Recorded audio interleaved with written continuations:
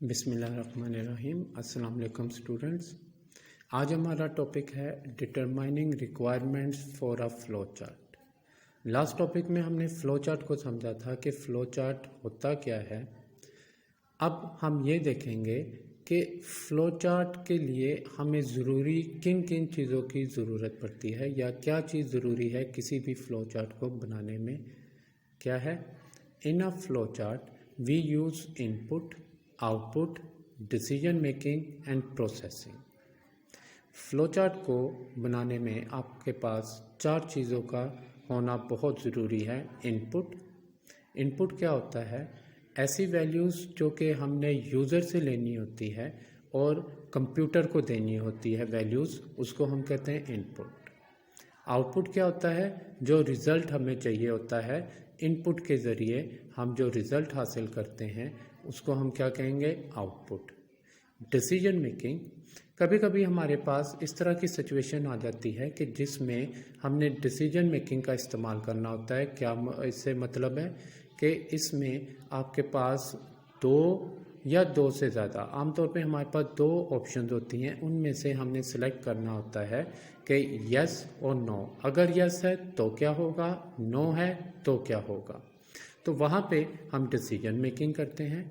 Processing क्या होता है कि जो हमने इनपुट्स ली हुई होती हैं उसको हमने प्रोसेस करना है, कैलकुलेट करना है। जहाँ पे कैलकुलेशन हो रही है वहाँ पे कैलकुलेट करेंगे, जहाँ पे कोई भी वैल्यू असाइन करनी है वहाँ पे असाइन करेंगे। इसकी एग्जांपल्स हम आगे देखेंगे कि किस तरीके से हम इन चारों को इस्तेमाल करते हुए किसी भी फ्लो चार्ट की मदद से प्रॉब्लम को सॉल्व करते हैं। These concepts are described in the following. Input means taking data from a user, processing it and give some output as shown in figure 1.7. अब यहाँ पे इस डायग्राम को समझते हैं। ये डायग्राम क्या कर रहे हैं कि हम यूज़र से, जिस तरह यहाँ पे बताया कि taking data from a user, कि यूज़र से इनपुट के ज़रिए हम डाटा लेते हैं। उसके बाद उस जो हमने डाटा लिया है उसको हम प्रोसेस करते हैं।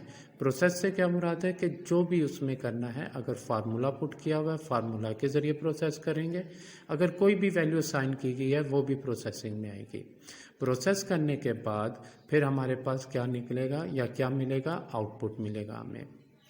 तो किसी भी प्रॉब्लम सॉल्विंग के लिए हम क्या करते हैं? इनपुट्स लेते हैं, उस इनपुट्स को प्रोसेस किया जाता है, प्रोसेस करने के बाद आउटपुट के सूरत में हमें रिजल्ट मिलता है।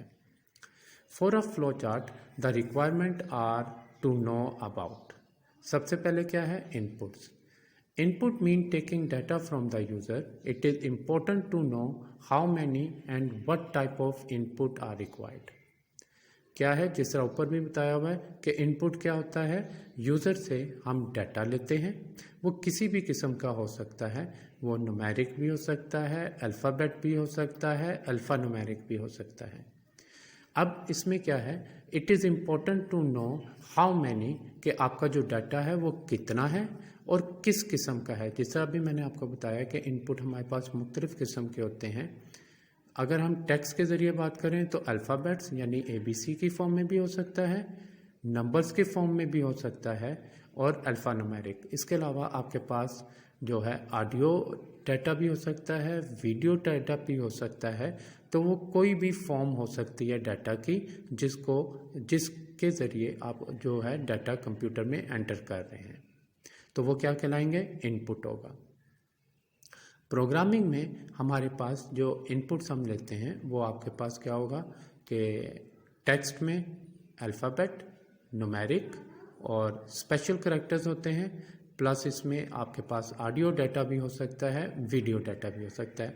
तो जो हम ये कंप्यूटर में एंटर करेंगे वो क्या होगा? इनपुट्स होंगे। प्रोसेसिंग क्या है? अ flow chart also contain processing steps. The processing steps are used for performing calculations and storing the result of calculation.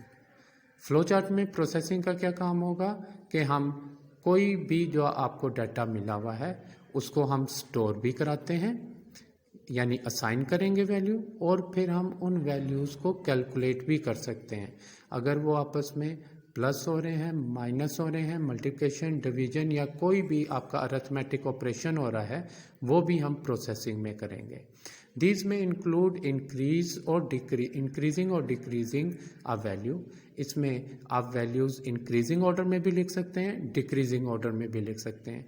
यानी आपके पास क्या होगा, असेंडिंग ऑर्डर्स कौन कौन से होंगे, 1 2 3 4 5, इस तरह भी आपके पास डाटा जो है वो प्रोसेस कर सकते हैं। या डिसेंडिंग ऑर्डर जो कि क्या है 10 9 8 7 एंड सो ऑन, जब आप ऊपर से नीचे की तरफ आ रहे होते हैं तो उसमें। प्लस प्रोसेसिंग में आप क्या कर सकते हैं, एडिंग और मल्टीप्लाइंग और डिवाइडिंग टू वैल्यूज़ एक्सेट्रा।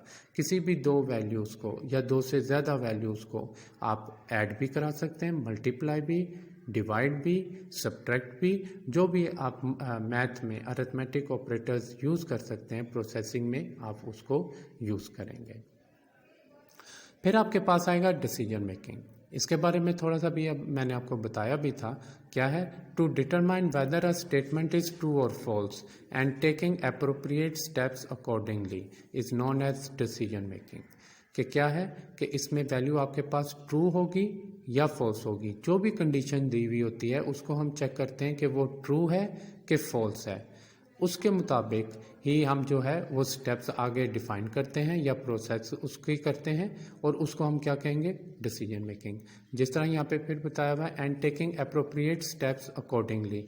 तो जो वैल्यू आपके पास ट्रू या फॉल्स हो रही होगी उसके मुताबिक आप जो है स्टेप्स जो हैं वो करेंगे, और उसको हम क्या कहेंगे, डिसीजन मेकिंग। आउटपुट क्या है, output are use to display information and usually information exhibit the process result. Output क्या है कि आप डाटा जो भी आपका रिजल्ट है वो आप डिस्प्ले करते हैं आउटपुट के ज़रिए, और आपका जो भी इनपुट था उसको प्रोसेस करने के बाद जो रिज़ल्ट बनेगा वो आप एग्जिबिट यानी शो करते हैं, उसको हम क्या कहेंगे, आउटपुट। तो स्टूडेंट्स, ये आपका जो था आज का